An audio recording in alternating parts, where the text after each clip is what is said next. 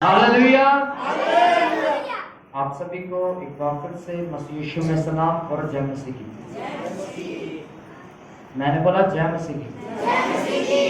पीछे वाले नाराज हैं क्या? फिर आप भी बोलिए जय मसीह। हालेलुया। अपने पड़ोसी की ओर देखिए और कहें आज आप बहुत सुंदर लग रहे हैं, शायद नहा कर आए। हालेलुया। हालेलुया। आशा करता हूँ कि आप सब ठीक, क्या आप सब ठीक है? अपने पड़ोसी को पूछिए क्या आप ठीक है? जो ठीक है वो बोले जी हाँ मैं ठीक हूँ। अच्छे से बोलिए जी हाँ मैं ठीक हूँ। आमीन। पिछले संडे का वचन कितनों को याद है? और कितनों के बच्चे हैं? कितनों के बच्चे हैं? और आपके बच्चे नहीं? आप फिर हाथ उठाइए। और कितनों के बच्चे हैं? पूरा हाथ उठाइए। अगर जिसकी हाथ में प्लास्टर नहीं हुआ है तो वो पूरा हाथ उठाए। है उन लोगों से मैं पूछना चाहता हूं कि पिछले संडे का वचन क्या था? कौन कौन आया था? हाँ जी, पिछले संडे का वचन क्या था? हाँ जी, इधर पीछे। और कौन कौन आया था पिछले संडे? अपना पूजा के मम्मा। क्या था पिछले संडे का वचन? नहीं यार। हाँ जी, और कौन आया था?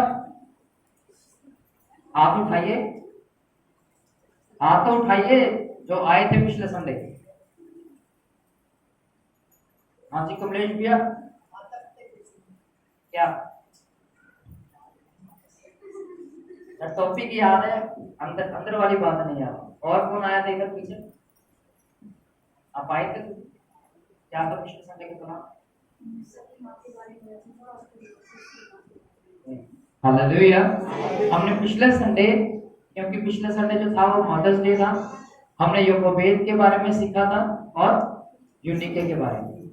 जो योकोबेद है वो किसकी माता थी? मूसा की माता। और यूनिके जो थी तिमुथियुस की। हालेलुया। आज हम सीखेंगे कि क्या हम एक शिष्य हैं या नहीं। क्या है? क्या हम एक शिष्य हैं? शिष्य का मतलब होता है सीखने वाला। क्या होता है? क्या होता है? हालेलुया। तो ये वचन बड़ा ही इम्पोर्टेंट है, तो ध्यान से सुनिएगा। अपने पड़ोसी की ओर एक बार फिर से देखिए और कहिए आज का वचन ध्यान से सुनिएगा। फिर से कहें आज का वचन ध्यान से सुनना। आमीन। आइए निकालें मत्ती की किताब 8 अध्याय, उसके 18 वचन को मैं आपके लिए पढ़ूंगा। मत्ती की किताब 8 अध्याय उसके 18 वचन को मैं आपके लिए पढ़ूंगा। इससे पहले कि मैं आपके लिए पढ़ूं, आप सभी का ध्यान मेरी ओर हो। जिसको मिल गया ठीक है, नहीं मिला अपने कॉपी डायरी पर नोट करें, घर पे जाके जरूर पढ़ना। मैं आपसे एक सवाल पूछना चाहता हूं, क्या आप एक शिष्य हैं या नहीं? शिष्य का मतलब क्या होता है? सीखने वाला। क्या होता है? शिष्य मैं नहीं कहूंगा, अब मैं सीखने वाला कहूंगा। क्या आप सीखने वाले हैं या सिखाने वाले हैं? कितने लोग हैं जो सिखाने वाले हैं? सिखाने वाले है कोई यहां पर? मैं भी सिखाने वालों में से नहीं हूं। मैं भी सीखता हूं दिन प्रतिदिन, तब जाकर मैं यहाँ पर खड़ा होता हूँ और परमेश्वर मुझे अनुग्रह देता है बोलने का। आमीन। मैं भी आपकी तरह एक शिष्य हूँ, सीखने वाला हूँ। क्योंकि एक विद्वान ने कहा कि इंसान अपनी मृत्यु तक सीखता है। कहाँ तक? जब तक वो कब्र में ना चला जाए तब तक वो सीखता ही रहता है अपने जीवन में। आमीन। हालेलुया। और कोई यहाँ पर विद्वान नहीं है, कोई यहाँ पर महान नहीं है, ऊंचा नहीं है, सभी परमेश्वर की नजर में एक समान है। आमीन। तो मैं आपसे फिर से एक क्वेश्चन करना चाहता हूं, क्या आप सीखने वाले हैं या नहीं? नहीं, क्या आप सीखने वाले हैं? क्या आप सीखने का मन लेकर आए हैं साथ में? आपको एक बात बताता हूं, अगर आप सीखने का मन लेकर इस जगह पर आए हैं कि आज मैं संडे जाऊंगा, वहां से परमेश्वर के वचन में से कुछ नई बातें हम सीखेंगे, तो परमेश्वर आपको नई नई बातें अवश्य सिखाएगा। आमीन। अगर हम सिर्फ यही आए हैं, चलो 1-2 घंटे की बात है, समय निकाल के जा आते हैं चर्च में, हाजिरी लगवाए आते हैं, फिर पास्टर का फोन नहीं आएगा हमें कि हाँ जी आए नहीं आप, ऐसे ही है। तो चलिए आज हम कलाम की ओर बढ़ते हैं। मत्ती की किताब 8 अध्याय उसके 18 वचन में आपके लिए पढ़ रहा हूं। यहाँ पर लिखा है, यीशु ने जब अपने चारों ओर एक बड़ी भीड़ देखी तो झील के उस पार जाने की आज्ञा दी। तब एक शास्त्री ने पास आकर उससे कहा, हे गुरु, जहां कहीं तू जाएगा मैं तेरे पीछे हो लूंगा। एक शास्त्री यानी कि एक विद्वान पुरुष यीशु मसीह के पास आकर कहता है कि हे खुदा, हे गुरु, जहां कहीं तू जाएगा मैं तेरे पीछे हो लूंगा। क्या कहा उसने? जहां कहीं तू जाएगा मैं तेरे पीछे हो लूंगा। हालेलुया। यीशु मसीह ने बड़ा ही करारा जवाब उसे दिया। 20 वचन में लिखा, यीशु ने उससे कहा, लोमड़ियों के भट्ट और आकाश के पक्षियों के बसेरे होते हैं, परंतु मनुष्य के पुत्र के लिए सिर धरने की भी जगह नहीं है। क्या कहा उसने? आकाश के पक्षियों को रहने के स्थान होते हैं, मनुष्य के रहने के स्थान होते हैं, पर मेरे रहने का स्थान नहीं। क्योंकि यीशु मसीह की सेवकाई क्या थी, कभी यीशु मसीह जैतून के पर्वत पर रात बिताता था, कभी वो जंगलों में रात बिताता था, बहुत बार ऐसा हुआ यीशु मसीह ने नाव पर भी रात बिताई। Hallelujah, hallelujah. यहां तक समझ आया? बाद में पूछूंगा आप सभी से कि आपने क्या सीखा। और एक व्यक्ति जो एक शास्त्री है, एक विद्वान पुरुष है, यीशु मसीह के पास आकर कहता है, जहां कहीं तू जाएगा मैं तेरे पीछे, सभी बोले क्या हो लूंगा? क्या हो लूंगा? तेरे पीछे हो लूंगा। हालेलुया। बहुत बार यीशु मसीह को जानने से पहले हम भी ये वायदे कर देते हैं कि परमेश्वर आज से मैं तेरा और तू। हालेलुया। पर जब तक हम यीशु मसीह को अच्छी रीति से ना जान जाएं, हमें एक भी वायदा नहीं करना चाहिए। इस व्यक्ति ने यीशु मसीह को जाने बिना ही क्या कहा कि मैं सब कुछ छोड़कर तेरे पीछे हो। यीशु मसीह ने उस जगह पर क्या कहा? लोमड़ियों के भट्ट आकाश के पक्षियों के रहने के बसेरे होते हैं, पर मेरे रहने का कोई स्थान नहीं, मुझे सिर धरने की जगह नहीं है। हालेलुया। क्यों ऐसा कहा यीशु मसीह ने? क्योंकि यीशु मसीह कभी जैतून के पर्वत पर रहा करता था, कभी जंगलों में रातें बिताया करता था, और कभी नाव पर सोता था। हालेलुया। और इसीलिए यीशु मसीह ने कहा कि भाई, लूका की किताब 9 अध्याय में यीशु मसीह ने क्या कहा है? यीशु मसीह ने कहा, यदि कोई मेरे पीछे आना चाहे, सबसे पहले उसे क्या करना चाहिए? अपने आप का इनकार करना चाहिए। अपने आप का इनकार करके सलीब कंधे के ऊपर उठाकर मेरे पीछे चले। Hallelujah, hallelujah. मैं ये वचन आपको अभी पढ़ाऊंगा। इससे पहले कि हम ये वचन पढ़े, मैं 21 वचन आपके लिए पढ़ूंगा। लिखा है, एक और चेले ने यीशु से कहा, हे प्रभु, मुझे पहले जाने दे कि मैं अपने पिता को गाड़ दूं। क्या लिखा यहाँ पर? मुझे जाने दे पहले मैं अपने पिता को गाड़ दूं। यीशु मसीह, तेरे लिए समय है जरूर, पर पहले मैं अपने पिता को गाड़ आऊं, क्योंकि वो सो चुका है, वह मर चुका है। अब मुझे उस रीत को पूरा करना है जो एक बेटा पूरा करता है, यानी कि मैं उसे दफन करके फिर वापस आता। ये किसके शब्द थे? यीशु मसीह के चेले। किसके? चेले। हालेलुया। हम सब क्या हैं? यीशु मसीह के। क्या जब हम हल के ऊपर हाथ रखते हैं, क्या हम भी पीछे देखते हैं मुड़कर? इधर से आवाज नहीं, इसका मतलब आप देखते हो पीछे? आप समझ पा रहे हैं मैं क्या कह रहा हूं? अगर हम यीशु मसीह के राह को अपना चुके हैं, अगर हमने यीशु मसीह को पहन लिया है, हमने यीशु मसीह का स्वाद चख लिया है, क्या हम अभी भी हल के ऊपर हाथ रख के पीछे की तरफ तो नहीं देख रहे? क्या हम यीशु मसीह से वायदे करके, जीवन भर के वायदे करके कि परमेश्वर मैं तेरे संग चलूंगा, मैं तेरे साथ ये वायदा करता हूँ, मैं तेरे साथ ऐसा करूंगा, मैं आने वाले समय में वैसा करूंगा, पर हमने हल्के पर हाथ रख लिया और अब पीछे देख रहे हैं। क्या ऐसा तो नहीं हमारी जिंदगी में? Hallelujah, hallelujah. यीशु मसीह ने उस चेले को क्या कहा? 22 वचन में लिखा, यीशु मसीह ने उससे कहा, तू मेरे पीछे हो ले और मुर्दों को अपने मुर्दे काटने दे। क्या कहा यीशु मसीह ने? तू मेरे पीछे हो ले, मुर्दों को अपने, सभी बोले, इधर ये बीच वाले आवाज मेरी बीच में, जुबान है, जुबान सभी के पास, ऐसे निकाले जीभ अपने पास, निकालिए, है सभी के पास है, जीभ है ना, जीभ समझ रहे सभी? तो सभी ने जवाब देना है ताकि हम जल्दी से खत्म कर सकें, क्योंकि इतना समय नहीं होता है। आप भी अपना समय निकाल के आते हैं और आपको भी वापस जल्दी घर में भेजना होता है। तो सभी, मुझे आदत है जवाब सुनने की, तो आप जवाब देते रहिएगा। आमीन, हालेलुया।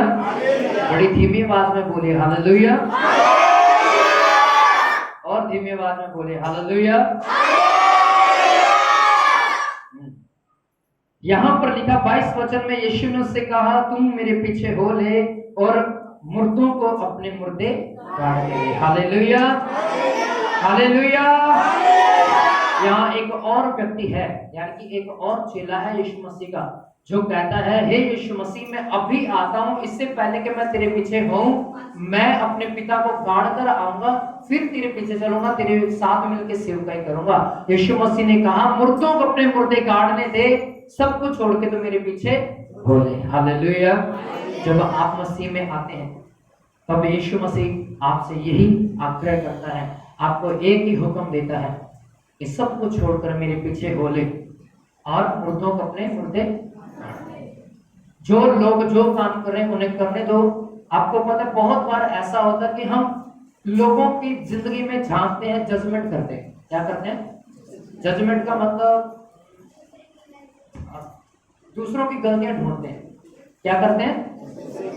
दूसरों की गलतियों को ढूंढते हैं।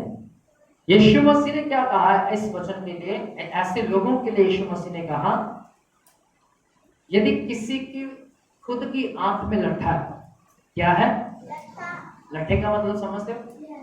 क्या होता है लट्ठा? पूरी की पूरी लाठी खुद की तेरी आंख में घुसी हुई है, और तू अपने भाई को कैसे कह सकता है कि ला मैं तेरी आंख का तिनका निकालूं? यदि हम खुद पाप से भरे हुए हैं, गलतियों से भरे हुए हैं, हम कैसे कह सकते हैं कि यार भाई इधर आ, मैं तेरी गलती को सुधारूंगा? हालेलुया। आप समझ पा रहे हैं? यदि मेरे अंदर कोई गलती है, यदि मेरे अंदर ऐसी कोई बात है जो सामने वाले बंदे में भी है, और मैं खुद उसे जाके कह रहा हूं, भाई ये आजा तेरे लिए मैं दुआ करता हूं, यीशु मसीह का वचन उस समय मुझे क्या कहता है, जो तेरी खुद की आंख में लट्ठा है, तो कैसे कह सकता है अपने भाई को कि तेरी आंख का तिनका मैं निकाल दूं? हमें पहले खुद की आंख में से, खुद के जीवन में से लट्ठा निकालना पड़ेगा, फिर हम दूसरे की आंख में से क्या करेंगे? तिनका निकाल सकेंगे। वो कचरा जो किसी की आंख में गया है हम निकाल पाएंगे। कब? जब हम शुद्ध होंगे अंदर से, जब हम खुद पवित्र होंगे अंदर से, जब हम खुद वफादार होंगे परमेश्वर के सामने। एक व्यक्ति कहता है कि यार बस तो 10 मिनट की प्रार्थना करता है, खुद 5 मिनट की होती। कहता है कि नहीं कहता? कहता कि नहीं कहता? हालेलुया। सोने वाले बोले हालेलुया। जागने वाले बड़ी धीमी आवाज में बोले हालेलुया, हालेलुया। जाग रहे हैं ना सभी? सोना नहीं है। कुछ वचन हैं जो कड़वे हैं पर सत्य है, और बाइबल कहती है कि जब तक तुम इन वचनों को ग्रहण नहीं करोगे तब तक तुम बड़े नहीं होंगे। जैसे पौलुस कहता है, समय के हिसाब से तो तुम्हें गुरु हो जाना चाहिए। किसके हिसाब से? आप में से ऐसा कोई है जिसे 10 साल हो गए मसीह में? 10 साल, कम से कम 10 साल, और उसकी प्रार्थना सिर्फ आधे घंटे की है या 1 घंटे की है? आप में से कौन है जो 5 साल पुराना विश्वासी है इस चर्च का? 5 साल हो गए जिसको चर्च में आके, 5 साल क्या आप में से ऐसा कोई है जिसको 3 साल हुए चर्च में आते और आप अभी भी वहीं पे हैं, आपकी प्रार्थना भी वहीं पर रुकी हुई है? तो पौलुस क्या कहता है ऐसे लोगों को जो 1 साल से भी मसीह में है, चाहे 10 साल से मसीह में, उनको पौलुस कहता है समय के हिसाब से तो तुम्हें क्या हो जाना चाहिए था? गुरु हो जाना चाहिए। समय के हिसाब से तुम्हें गुरु हो जाना चाहिए था, पर आज भी तुम दूध पीने वाले बच्चे हो। क्या हो? दूध पीने वाले बच्चे हो। कहता मैं तब तक तुम्हें वो रोटी नहीं दे सकता जब तक तुम उस दूध को नहीं छोड़ोगे, यानी कि जब तक तुम बड़े नहीं हो जाओ। आपको पता है एक जगह पर यीशु मसीह का वचन कहता तुम बच्चों की माने के बने। पौलुस क्या कहता है कि तुम बच्चे बने हुए, अब तक बड़े नहीं हुए। फिर यीशु मसीह गलत है या तो फिर पौलुस गलत है? दोनों में से एक गलत है या नहीं? पर नहीं, ये दोनों ही सही। बाइबल कहती है पाप करने के विषय में यीशु मसीह ने क्या कहा? कबूतर की माने तो भोले बन जाओ और शैतान से लड़ने के लिए चालाक बन जाओ। कहा कि नहीं कहा? ऐसा ही यीशु मसीह ने क्या कहा है कि जब तक तुम बच्चों की मानित नहीं बनोगे, यानी कि जो बच्चे होते हैं जब झगड़ा करते हैं, लड़ाई करते हैं अपने दोस्तों के साथ, तो 1-2 दिन के बाद फिर से वैसा ही हो जाते हैं। वो भूल जाते हैं अपने दोस्त की बातों को, फिर से उसी के साथ खेलना शुरू करते हैं। खेलते कि नहीं खेलते? आपके बच्चे भी ऐसा ही होंगे, मारते होंगे, कहते होंगे नहीं उसके साथ नहीं खेलना, फिर से उसी के पास आएंगे खेलेंगे। खेलते कि नहीं खेलते? और यीशु मसीह ने कहा यदि तुम ऐसे नहीं हो, बच्चों की तरह नहीं हो, उनकी गलतियां अगर तुम क्षमा नहीं करोगे, उनके अपराध तुम क्षमा नहीं करोगे, तो मैं भी तुम्हारे अपराध क्षमा नहीं करूंगा। एक जगह पौलुस क्या कहता, अभी तक तुम कहता बच्चे हो, कब तुम बड़े होगे? वो आत्मिक बातों की बात करता है। यीशु मसीह भी आत्मिक ही बातों की बात कर रहा है। यीशु मसीह भूलने और माफ करने के विषय में कह रहा है, और पौलुस जो है बढ़ोतरी के विषय में कह रहा है। Hallelujah, hallelujah. तो अगर तुम 10 साल के विश्वासी हो, अगर आज भी तुम्हारी प्रार्थना सिर्फ 1 ही घंटे की है, तो कहता अभी भी तुम दूध पीने वाले विश्वासी हो, तुम रोटी खाने के योग्य नहीं हुए। Hallelujah, hallelujah. तो याद रखें हमें मसीह में बढ़ना है, दिन प्रतिदिन उसमें ढलना है। लूका की किताब क्या कहती है? इससे पहले कि मैं लूका की किताब में आपको लेके जाऊं, उत्पत्ति 12 निकालेंगे। हम अब्राहम के विषय में एक बात सीखेंगे। उत्पत्ति की किताब 12 अध्याय उसके एक वचन को मैं आपके लिए पढ़ूंगा। कल पूजा का बर्थडे था, हम वहां पर गए थे, वहां पर भी परमेश्वर ने हमें ये वचन दिया था। मैं एक बार फिर से इसी वचन को आपके बीच में बांटना चाहूंगा। यहाँ पर लिखा है, यहोवा ने अब्राहम से कहा अपने देश, अपने कुटुंबियों, अपने माता पिता के घर को छोड़ उस देश को चला जा जो मैं तुझे दिखाऊंगा। किसको बोला परमेश्वर ने? अब्राहम। किसको बोला? अब्राहम नहीं, अब्राहम। 12 अध्याय में उसका नाम क्या है? अब्राहम। क्या नाम है उसका? हालेलुया। आगे के अध्याय में उसका नाम परमेश्वर ने बदलकर क्या रख दिया था? अब्राहम। आमीन, हालेलुया, हालेलुया। मैं आपके लिए फिर से पढ़ूंगा। लिखा, यहोवा ने अब्राहम से कहा अपने देश, अपने पिता की कुटुंबियों, माता पिता के घर को छोड़ उस देश को चला जा जो मैं तुझे दिखाऊंगा। दूसरी बात परमेश्वर ने कहा, मैं तुझसे एक बड़ी जाति बनाऊंगा, तुझे आशीष दूंगा, तेरा नाम महान करूंगा, तू आशीष का मूल्य होगा। तीसरी बात परमेश्वर ने कही, जो तुझे आशीर्वाद दे मैं उसे आशीष दूंगा, जो तुझे कोसे उसे मैं शाप दूंगा, भूमंडल के सारे कुल तेरे द्वारा आशीष पाएंगे। आमीन, हालेलुया। यहाँ पर परमेश्वर एक बात अब्राहम को करने के लिए कहता है। ध्यान से सुनिए, मेरी तरफ देखिए। परमेश्वर ने पहली बात क्या बोली अब्राहम को? अपने पिता के घर के, अपने माता पिता के घर को छोड़कर उस देश में जा जो मैं तुझे दिखाऊंगा। गया कि नहीं गया? फिर दूसरी बात परमेश्वर ने क्या कही उसे? कहता मैं तुझसे एक बड़ी जाति बनाऊंगा, तुझे आशीष दूंगा, तेरा नाम महान होगा। आमीन। तीसरी बात परमेश्वर अब्राहम से कहता है, कहता पूरी भूमि के लोग, पूरी पृथ्वी के लोग क्या करेंगे? तेरे द्वारा आशीष पाएंगे। जो तुझे आशीर्वाद देंगे, यानी कि जो तुझे आशीषित करेंगे मैं उसे आशीषित करूंगा, और जो तुझे कोसेंगे उसे मैं क्या कर दूंगा? शाप। आमीन। 4 वचन में अगर आप पढ़ो तो वहां पर लिखा, अब्राहम ने अपना सब कुछ उठाया सब कुछ उठाया और उस नगर की ओर चल दिया जो परमेश्वर ने उसे दिखाया। हालेलुया। उस देश का नाम क्या था? क्या नाम था उस देश का? सभी बोले ऊंची आवाज में, कनान। क्या नाम था? कनान देश। हालेलुया। अब्राहम वहां पर पहुंचा कि नहीं पहुंचा? पहुंचा कि नहीं पहुंचा? अब ऐसा क्या था अब्राहम के पास? जब लूत अलग किया गया अब्राहम से, बाइबल कहती है अगर बातें हो गई आप तीनों की तो आपका ध्यान मेरी तरफ है, तीनों अलग हो जाओ, अकेले अकेले हो जाओ, इकट्ठा ना बैठो, जल्दी से अलग हो जाओ, तीनों इकट्ठा ना बैठो।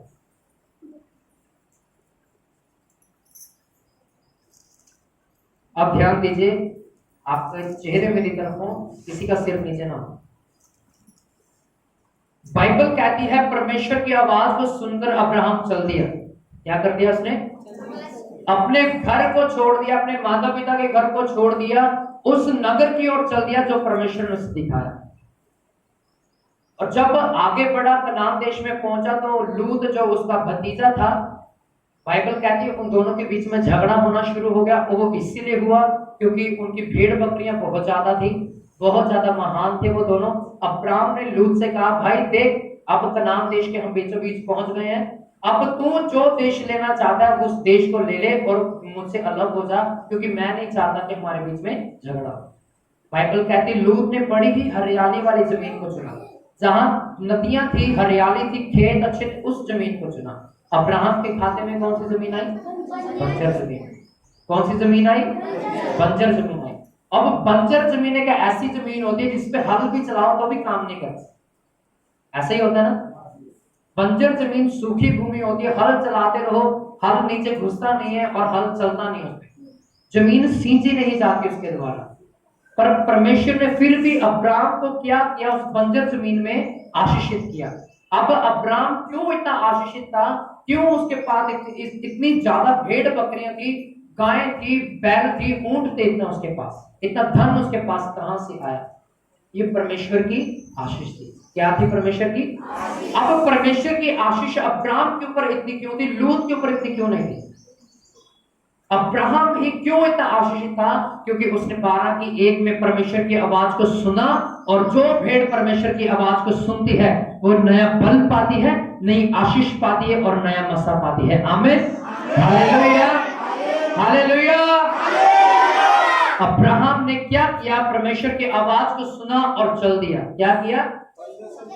और यही आवाज मत्ती 8:18 में यीशु मसीह ने अपने चेले को दिया। उसने कहा, मुर्दों को अपने मुर्दे गाड़ने दे, सब कुछ छोड़कर मेरे पीछे हो जा, मैं तुझे स्वर्ग का अधिकारी बनाऊंगा। हालेलुया। अब्राहम किस देश का अधिकारी हुआ? कनान देश का। इजराइली किस देश के अधिकारी हुए? कनान देश के। अब हमारे लिए कनान देश क्या है? स्वर्ग। क्या है? क्या है? आमीन। अब यीशु मसीह कहता है जो अंत तक मेरे साथ वफादार बना रहेगा उसे मैं उद्धार का मुकुट देकर स्वर्ग का राज्य दूंगा, और स्वर्ग का तख्त उसे दूंगा, अपने साथ में उसे तख्त पर बिठाऊंगा। किसको बिठाएगा? वो जो उसकी आवाज को सुनेगा। हालेलुया। यूहन्ना नबी की किताब कहती है, यूहन्ना रचित सुसमाचार कहता है, यीशु मसीह ने कहा जो मेरी भेड़ है वह मेरी आवाज को और वो मेरा शब्द पहचानती है। उसकी आवाज क्या है? आपकी बाइबल आपके पास है, अपनी बाइबल उठाइए, ऐसे अपनी बाइबल को उठाइए, ये परमेश्वर की आवाज है। क्या है ये? बाजू थक गई क्या? बच्चा उठाए अपनी बाइबल को, अपने पड़ोसी की ओर देखिए, कहे ये परमेश्वर की आवाज है। आमीन। हालेलुया। जो परमेश्वर की भेड़ है वह इस वचन में लिखी हर एक बात का पालन करेगी। आमीन। और जो परमेश्वर की भेड़ नहीं है वो इस वचन का आदर नहीं करेगा। परमेश्वर की एक भेड़ थी अब्राहम, परमेश्वर ने उसे इतनी संतानें दी कि आज आप भी उसी की संतान है। आमीन। हालेलुया। अगर आप भी आशीषित होना चाहते हैं तब आपको परमेश्वर के शब्द को सुनना पड़ेगा, सब कुछ छोड़कर उसके पीछे होना पड़ेगा। आमीन। Hallelujah, hallelujah.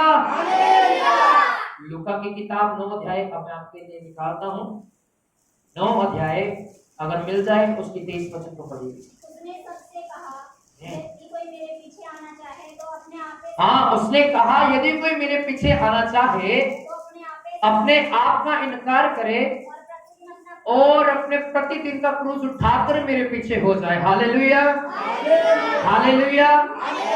पर क्या करे, आज एक विश्वासियों की बड़ी भारी मुसीबत है, जब टीवी लगा के बैठ जाए तब तो कुछ सुनता ही नहीं, जब फोन हाथ में आ जाता है तब कुछ सुनता ही नहीं है। ये बड़ी दिक्कत है आज के विश्वासियों के जीवन में। आप समझ पा रहे हैं? हालेलुया। अपने पीछे वाले को देखिए, आगे वाले नहीं, सिर्फ पीछे वाले। अपने पीछे वाले को देखिए, देखिए अच्छे से, और उनको बोलो जो पीछे हैं वो आगे किए जाएं। बोलो तो सही, जो पीछे हैं वो आगे किए जाएं और जो आगे हैं वह पीछे किए जाएं। मैं इन सब की बात नहीं कर रहा कि जो आगे बैठे अगले समय से पीछे भेज दिया जाएगा, जो पीछे बैठे उनको आगे भेज दिया जाएगा। ये वचन उन्हीं की जिंदगी में पूरा होता है जो परमेश्वर की आवाज को सुन के चलता है। हालेलुया।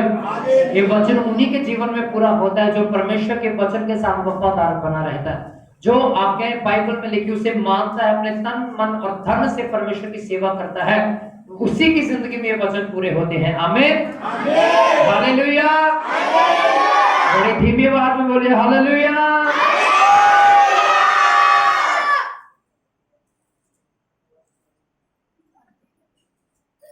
एक वचन मैं आपके लिए और पढ़ूंगा, इसी वचन को दोबारा से पढ़िएगा 23 को पहले। उसने सबसे कहा, यदि कोई मेरे पीछे आना चाहे तो अपने आपे से इनकार करे। एक बार फिर से पढ़िएगा दोबारा से। उसने सबसे कहा, हाँ, क्या कहा? यदि कोई मेरे हाँ, उसने सबसे कहा। अपने पड़ोसी की ओर देखे और कहें, उसने तुझे भी कहा और मुझे भी कहा। आगे, अरे आगे, यदि कोई मेरे पीछे आना चाहे अपने आप का इनकार करे, दिन प्रतिदिन का क्रूस उठाकर मेरे पीछे हो ले। आगे, क्योंकि जो कोई अपना प्राण बचाना चाहे, जो कोई अपना प्राण बचाना चाहेगा वह उसे खोएगा, और जो कोई अपना प्राण मेरे लिए खोएगा वह उसे पाएगा। Hallelujah, hallelujah. कितने लोग हैं जो मंगलवार के प्रचार को सुन के एक व्यक्ति अपने साथ लेकर आए हैं?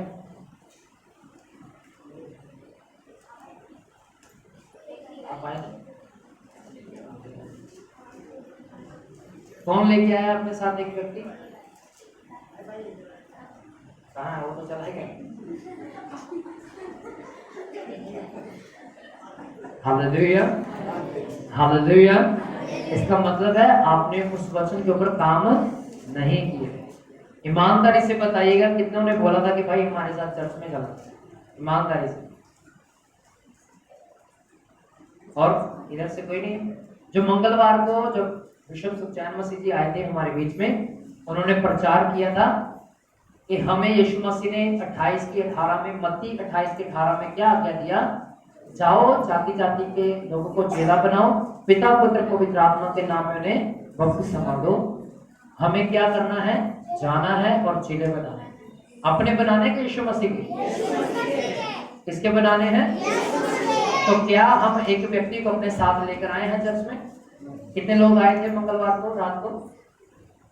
ईमानदारी से उठाइएगा, चेहरे मुझे याद है। आप लेकर आए हैं चर्च में एक व्यक्ति को?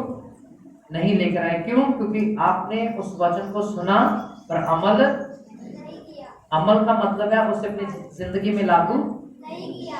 क्यों? क्योंकि हम अपने काम काज को ज्यादा महत्व देते हैं। क्या देते हैं? अपने काम को ज्यादा महत्व देते हैं, क्योंकि काम भी जरूरी है। मैं ये नहीं कहता कि हमें अपना काम छोड़ देना चाहिए, मैं ये भी कहता हूँ साथ में काम भी कीजिए और परमेश्वर का वचन भी सुनाइए, ताकि जो लोग पाप की ओर जा रहे हैं वे बचा दिए जाए। आमीन, हालेलुया, हालेलुया। यूहन्ना रचित सुसमाचार 7 अध्याय निकालिए। आज सिर्फ एक व्यक्ति निकाले, सिर्फ अब बाकी सभी सुनेंगे। 7 अध्याय उसकी 37 आयत को मैं आपके लिए पढ़ूंगा।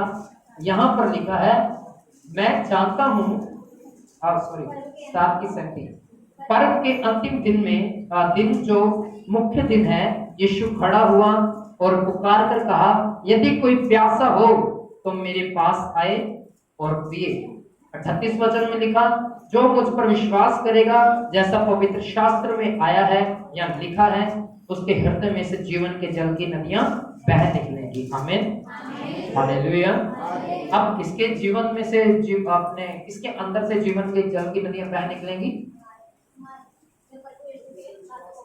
सबसे पहले जो प्यासा है, सबसे पहले जो मैं आपके लिए फिर पढ़ता हूं 37 वचन में यीशु ने कहा, भीड़ को पुकार कर कहा, यदि कोई प्यासा हो तो वह मेरे पास, जो प्यासा है सिर्फ वही मेरे पास आए, जिनका पेट भरा हुआ है वो मेरे पास ना आए। यीशु मसीह के शब्द हैं। क्या कहा यीशु मसीह ने? जो कोई प्यासा है वही मेरे पास है, और जिसका पेट भरा हुआ है वह मेरे पास ना आए। क्योंकि जब पेट भरा है और खाएंगे तो दिक्कत होगी, और जो प्यासा है, जो भूखा है, वो खाएगा, तृप्त होगा और उसकी प्यास बुझेगी। आमीन। फिर यीशु मसीह ने आगे 38 वचन में क्या कहा है? यीशु ने कहा, जो मुझ पर विश्वास करेगा, उसके हृदय में से जीवन के जल की नदियां बह निकलेंगी। जीवन के जल की नदियां। अब जीवन के जल की नदी क्या है? प्रकाशित वाक्य की किताब में लिखा, परमेश्वर के सिंहासन के बीच में से जीवन के जल की नदियां निकलती। किसके बीच में से? सभी बोले, परमेश्वर के सिंहासन के बीच में से जीवन के जल की नदियां निकलती हैं। पर यीशु मसीह ने ये कौन सी बात कह दी कि जो कोई मुझ पर विश्वास करेगा, उसके अंदर से जीवन के जल की नदियां फूट निकलेंगी। पर यीशु मसीह का प्रकाशित वाक्य क्या कहता है? कहता है, परमेश्वर के सिंहासन के बीच में से जीवन के जल की नदियां निकलती हैं। अब ध्यान से सुनिए, ये रेवलेशन है, ये प्रकाशन है। हम परमेश्वर का क्या है? मंदिर। क्या है? हम परमेश्वर का क्या है? परमेश्वर हमें क्या करता है? परमेश्वर का मंदिर क्या है? पवित्र है। क्या है? और जहां परमेश्वर वास करता है, वहीं से जीवन के जल की नदियां फूट निकलती हैं। आमीन, हालेलुया, हालेलुया। बाइबल में लिखा है, भजन संहिता 23 की अध्यायों में क्या लिखा है? दाऊद कहता, परमेश्वर मेरा कटोरा उमड़ रहा है। क्या हो रहा है? मेरा कटोरा उमड़ रहा है। अर्थात उससे पहले एक वचन है, कहता, तूने मेरे सिर पर क्या किया?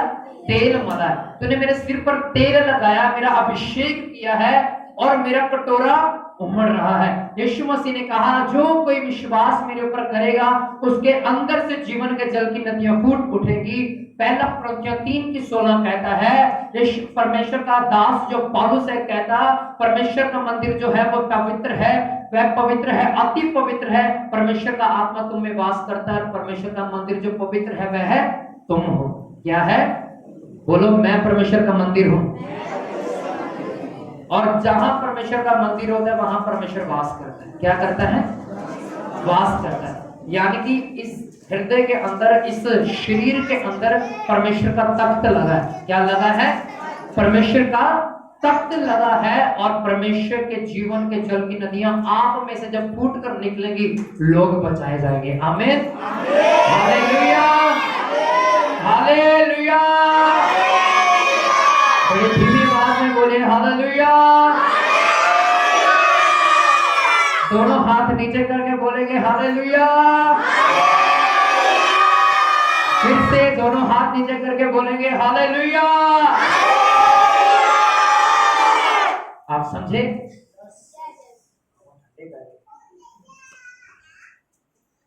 परमेश्वर का मंदिर क्या है? और परमेश्वर का मंदिर क्या है? पवित्र है। कौन है वो मंदिर? और हमारी देह। क्या है? हमारा जो देह है, हमारा जो शरीर है, वह क्या है? पवित्र आत्मा का। और जो कोई मसीह यीशु के ऊपर विश्वास करेगा, उसके अंदर से जीवन के जल की नदियां बह निकलेंगी। हालेलुया। अब्राहम के अंदर भी परमेश्वर का मंदिर था। परमेश्वर का आत्मा उसमें भी वास करता था और उसने उस मंदिर को बिगाड़ा नहीं, पवित्र रखा, शुद्ध रखा, विश्वास किया, उसके अंदर से भी जीवन के जल की नदियां बह निकली और हम सब उसकी संतान गिने गए हैं। Hallelujah, hallelujah. आज से अपनी प्रार्थनाओं में रोज एक घोषणा करें कि मैं परमेश्वर का मंदिर हूं। क्या हूं? सभी बोले मेरे पीछे, मैं परमेश्वर का मंदिर हूं। परमेश्वर का मंदिर पवित्र है, परमेश्वर का आत्मा मुझ में वास करता है, परमेश्वर का तख्त, परमेश्वर का सिंहासन मेरे अंदर लगा है। और जब मैं विश्वास करूंगा, जीवन के जल की नदियां मेरे अंदर से फूट निकलेंगी। आमीन, हालेलुया, हालेलुया। अब्राहम इतना क्यों आशीषित था? अब्राहम के पास इतनी आशीषें क्यों थी? सभी बोले क्या?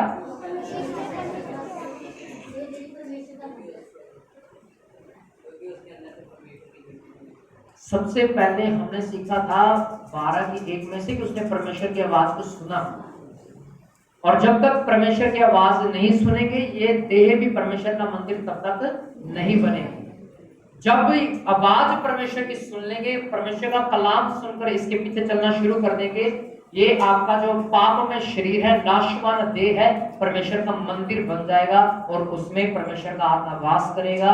और जब आप विश्वास का एक कदम बढ़ाओगे, जीवन के जल की नदियां आप में से फूट निकलेंगी, बह निकलेंगी, आप भी आशीषित होंगे और आपके द्वारा और भी लोग आशीषित होंगे। आमीन, हालेलुया। आप समझ पाए?